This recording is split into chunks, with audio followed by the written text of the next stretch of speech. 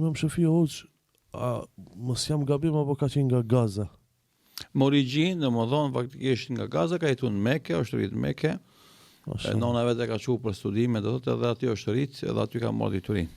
Po me origjinë nga Gaza, po nga Gaza e Sotit, sepse Gaza në atë kohë ka qenë një lloj zone e banuar dhe shumë e frekventuar.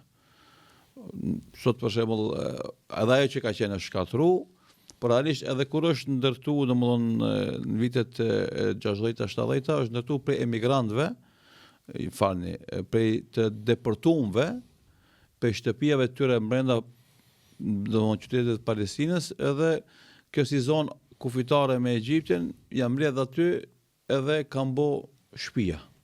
Faktikisht Stenkovec.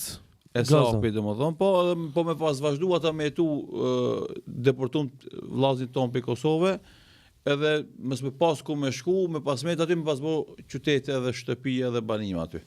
Ashtu janë, domethënë, këtë banorët faktikisht që jetojnë në Gaza në këtë kohë, njerëz, familje palestineze që okupatori cionist i ka deportuar për shtëpiave të veta, për pronat veta, edhe kanë met aty si vendi praktisur në atë kohë prej forcave okupatore. Këta normalisht sikurse janë palestinezë kudo që shkojnë, janë shkathët, janë punëtor, janë zellshëm, edhe mënja krijojnë kushte për jetesë.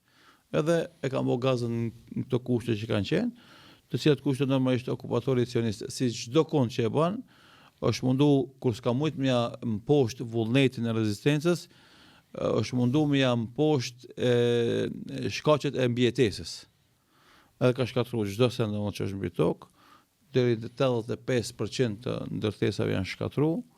Shkollat janë shkatruar, universitetet janë shkatruar, xhamiat janë shkatruar, ambulancat janë shkatruar, do thotë kanë mbet 2-3 spitale edhe ato rreth e përçak shkatruame, se pak të kishin pas, domethënë dritë jeshile prej forcave të mëdha botnore, edhe ato kishin shkatruar. Edhe normalisht qëllimi ka qenë edhe njerëzit me mbyt këtë, ose sikurse e dim na edhe me deportu prej Gazës me çu në Egjipt e pastaj kudo në botë. Por sikur se e dim, populli i Gazës, banorët e Gazës, populli palestinez ishin gatshëm me vdek, por mos me lënë vatanin e tyre, mos me lënë adheun e tyre, dhe deri tash domethënë u bind bota se duhet të jetë në krahun e viktimës, jo krahun e xhelatit. U bën një marrëveshje e përfundimit të luftës. Deri tash domethënë është u vazhdu, ta shohim si do shkon matutje. Nga ky qytet pra rrjedh ka preordhën imami i madh, Imam Shafiu. Unë kom përzgjedhur ka shumë xhallar domethënë, Imam Ibn Hajeri është aty afër, Ashkalani domethënë, Askalani, Ibn Hajar Askalani, komentatorësi më i njohur i Sahihut Imam Buhariut. E kështu me radhë domethënë, ka shumë dietar të sezone se kjo mendoj ajo që duhet më nxjerr nga këtij vendodhimi historik është se vendi vetvetiu nuk nxjerr njerëz të famshëm edhe të ditur, por familja. Për momentin edhe në Gaza akoma nxjerr njerëz domosdoshmë, sepse edhe në këto kohrat e luftimeve 2 vjeçare, 733 luftime garantime, në Gaza dishin hafizat Kuranit. Në për çadra, si shtëpia e shkatruar pa bukë, pa ujë, ama kishte dikush që domethënë në ato situata kur s'kishte angazhime të tjera, shfrytëzonte që fëmijët e vet, fëmijët e rreth përçak që ishin të atij kampit, mi angazhu me mësimin e Kuranit, edhe deri në hafizat Kuranit.